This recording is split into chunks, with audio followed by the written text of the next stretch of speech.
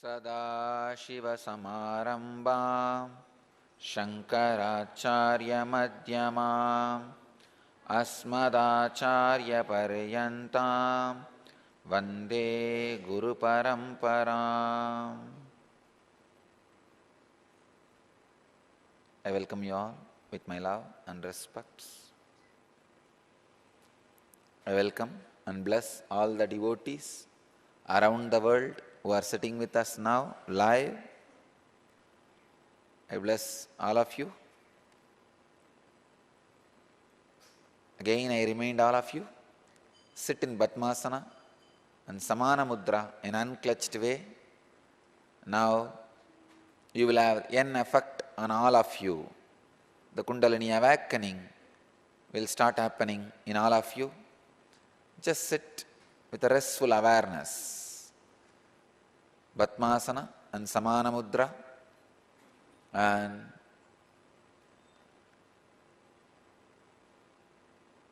listen with restful awareness. Today's subject for the satsang is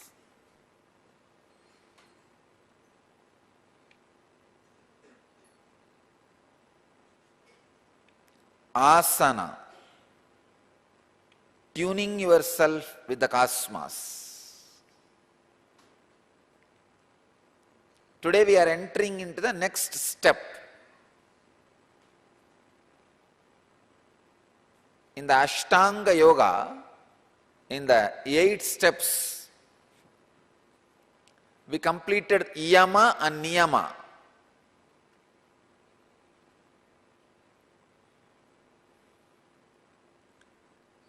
We are entering into the 3rd step, Asana, roughly translated as posture.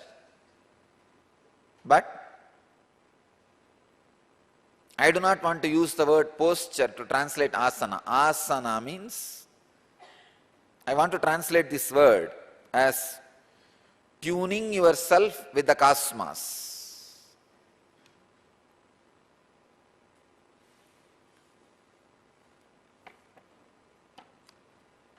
"97th Sutra in Patanjali Yoga Sutras, in 2nd chapter, 46th verse.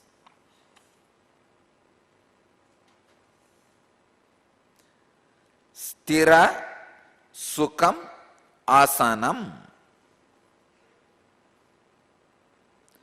Swami Vivekananda translates the sutra as, posture is that which is firm and pleasant. Swami Prabhavananda translates this as, posture is to be seated in a position which is firm but relaxed. Swami Sachidananda translates as, posture, asana is a steady, comfortable posture. Dvivedi translates as, posture is that which is steady and easy. Sthira Sukham Asanam. I'll translate this word asanam as tuning yourself to the cosmos. The words sthira and sukha I'll translate as the way in which you tune yourself to cosmos should be stable, steady and comfortable for you. Please understand. Stable, steady and comfortable. There are thousands of ways to tune yourself to cosmos.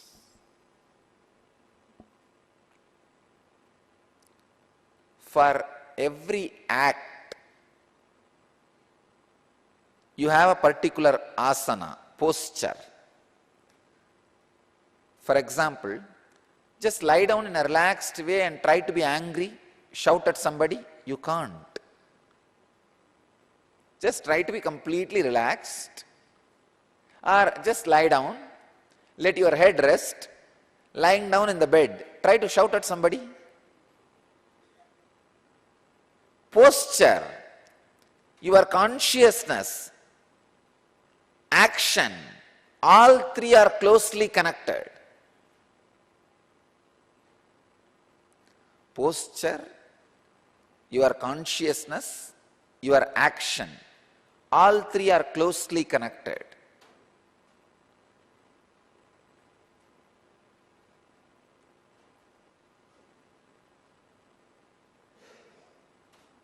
By lying down, you can't shout at somebody, scream at somebody. By standing up, you can't sleep. So each posture creates a particular state of consciousness in you and helps you for a particular action. The posture for the ultimate state of consciousness is what we call Mahasana or Mahamudra. For that posture,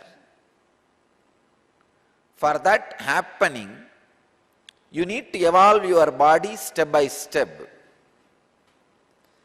That evolving should be steady and comfortable. Please understand. Each posture creates a particular state of consciousness in you. You can see a simple example. You can experientially see. Sit in Padmasana or sit holding the leg. Both you will see the mind. Same way. Sit with the Chinmudra this way and this way. If you sit with this way, you will have a different feeling. If you sit, just turn the hands, you will have a different feeling. Just keep the hands like this and inhale and exhale. Keep the hands like this and inhale and exhale. You will see the difference. Change in body posture brings change in the state of your consciousness.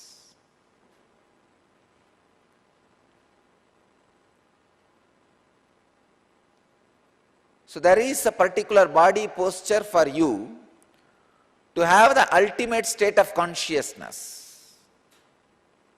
You need to find out and move towards that body posture. One of the biggest crime happened. I don't even want to use the word mistake or blunder. Crime happened in Indian Vedantic tradition is disrespect to asana. The Indian Vedantic tradition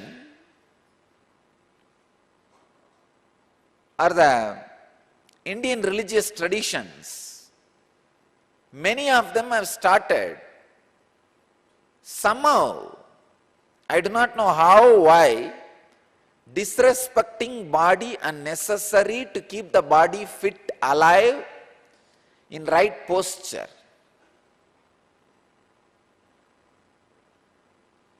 That is the reason you do all kinds of dance only when you are asked to sit. Here pain, here pain, here pain, uncomfortable feeling, because somehow you learned the lesson. The Indian conscience itself, this idea not to respect body, revere body, has penetrated. As if body is the villain. The villainity is painted on body. It is not. Just like how I am the victim in this whole scandal, but villainity is painted on me.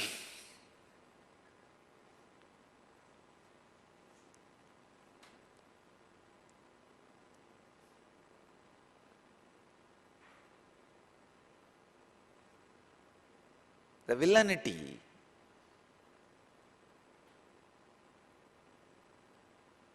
being painted on me, same way,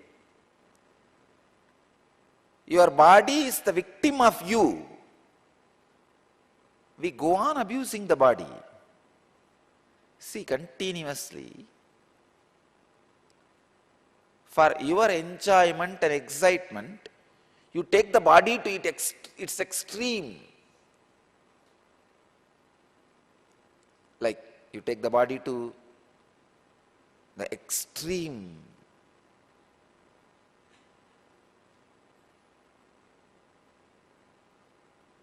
Whether it is eating or seeing.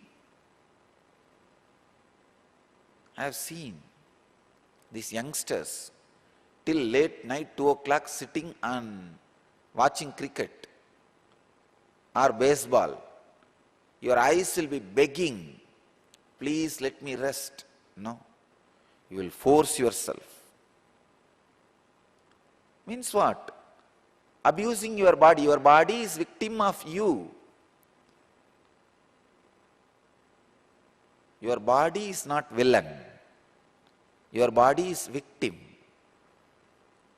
Whether it is seeing or listening, high, loud music, dum, dum, dum, dum, dum, because it gives a kind of a kick, excitement.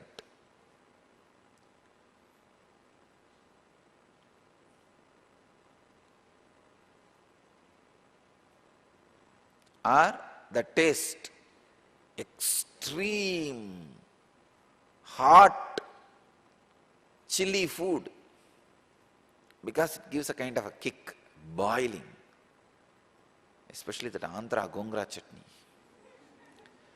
Eyes will be pouring, but these fellows,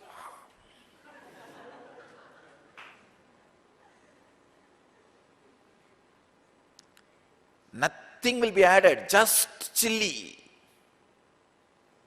Means your tongue is a victim of your pleasure. You can't handle your craving for excitement. You abuse your tongue.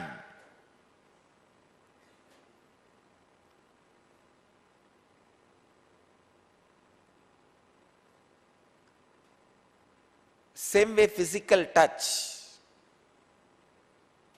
In every level, your body is not villain, it is victim. But in Indian conscience, religious traditions and Vedanta, somehow we started neglecting, rejecting, disrespecting body. That is why even the great Vedantis who study these ideas for years never experience. Because for experience, your body needs to evolve to a certain posture, asana, where you experience the highest state of consciousness in your body. The very body you have need to be aligned. If I need to give an example, your body is like a mirror. And this light is the cosmic light, cosmos. Now that light is reflecting on the mirror by accident, in some direction, in some angle. But you need to tune, align the mirror to such a clear posture where the cosmic light reflects itself straight, complete, 100%. Aligning of the mirror to the right posture where it completely reflects itself without any distortion, deflection. That aligning, tuning is what I call asana. You have only two options. Either you align your body or malign your body. Aligning means exactly reflecting the superconsciousness in its pure form, experiencing the highest transcendental consciousness. Then you are aligned, aligning or maligning.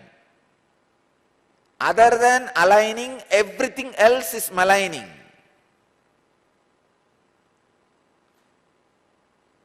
That aligning is what I call asana. For this, you need to do two things. One, trial and error. Second, developing the capacity. In trial and error, you find out, is this asana works for me? Is this posture works for me? Is this system works for me? Second, once you find out this routine works for you, then increasing the ability through practice. Study uncomfortable. Stiram, sukham. What is study? Let me describe translate that word stiram. Study is a simple translation. Stiram means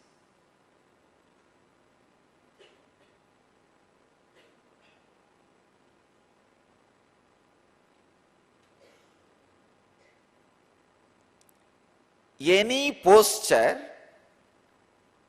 imbibed by you should become bio-memory. You are able to do that posture now, but after 5 days or 5 months, suddenly, because you did not have the practice, you are not able to do. No. Then it has not become stiram in you. Stiram means which has become bio-memory in you, which cannot be shaken, which cannot be disturbed, which cannot be abused, which cannot be lost. Stiram and sukham. What is sukham? Understand? First part which you need to find out, the trial and error. In that you will find out which posture is stiram for you. Means, see, all of you came down with a certain bio-memory. For you, there will be some postures, the moment you do even once, it will become stiram for you. The moment you lock yourself in that posture, you will feel, oh God, so comfortable. This is my very nature. By trial and error, find out the posture of stiram. Then sukham.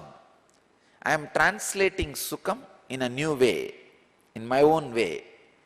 Having the sweet pain of that asana whole day by increasing the practice in you is what I call sukham. Understand? Once you find out that posture, increase the time of practice more and more. Once you find out that set, that anushtana which you need to do, the posture need not be always one, it can be sequence.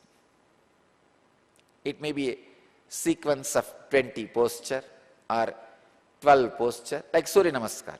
12 postures is a Surya Namaskar. So, you will be able to find out through trial and error or by the Guru's prescription set of postures which you need to do, which is stiram for you. Then comes sukham.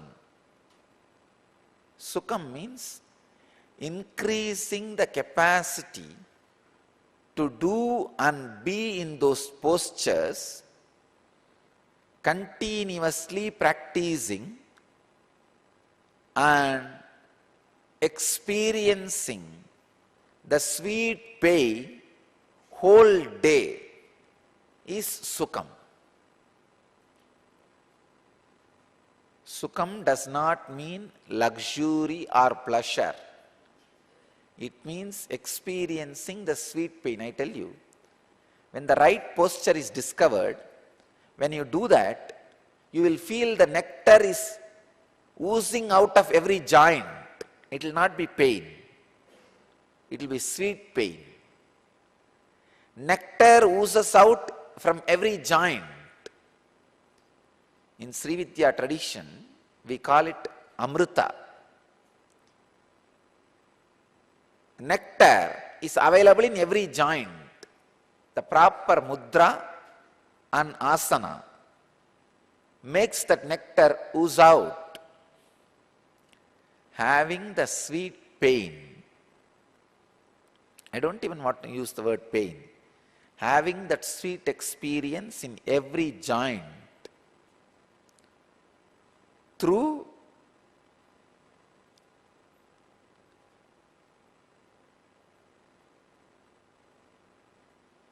the practice of the postures, vinyasa krama, the set of postures, practicing those set of postures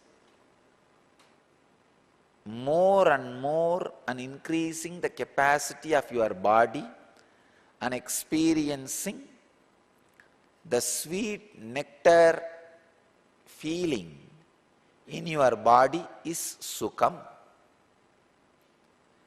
So for asana, for the right posture, you need to do two things. One, respecting your body, understanding only by aligning your body properly, you will be able to experience the highest transcendental consciousness. Raising your body to the highest possible spiritual conscious coherence. Second, very important thing. Through trial and error method or the Guru's prescription, finding out the right set of postures for you, vinyasa krama.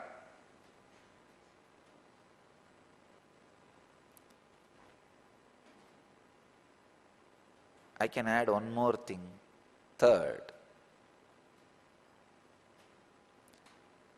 increasing the ability to practice those asanas by doing it again and again and again,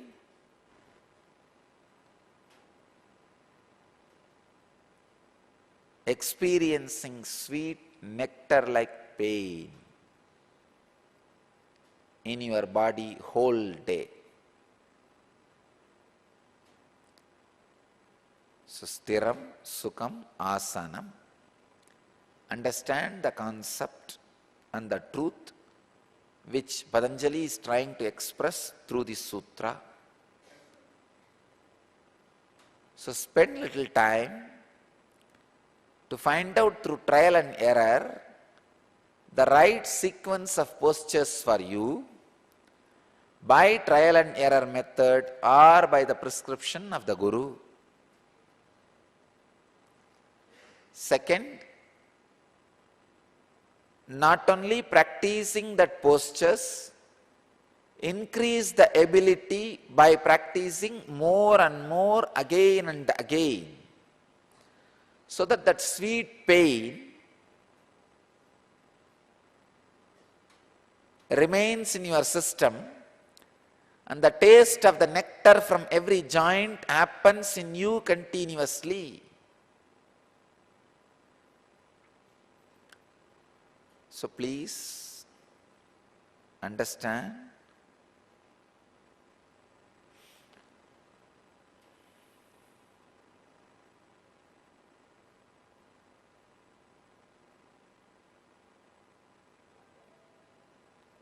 the sweet pain which comes in your system by practicing is what Patanjali calls sukha. So align your body, immediately you will see the levitations will start happening. It is nothing but just aligning your body properly. Levitation is not some magic. It is just aligning your body. When your body can float in the water, once you align it with water, why can't it float in the air? If you align it, it is possible. When you align your body, it levitates. When you malign your body, it gravitates. That's all.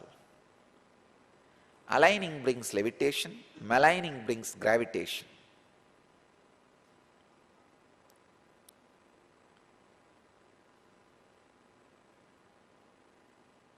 Stiram Sukham Asanam. I bless you all to achieve, experience, live, express, radiate and share the eternal bliss. Nityananda. Thank you.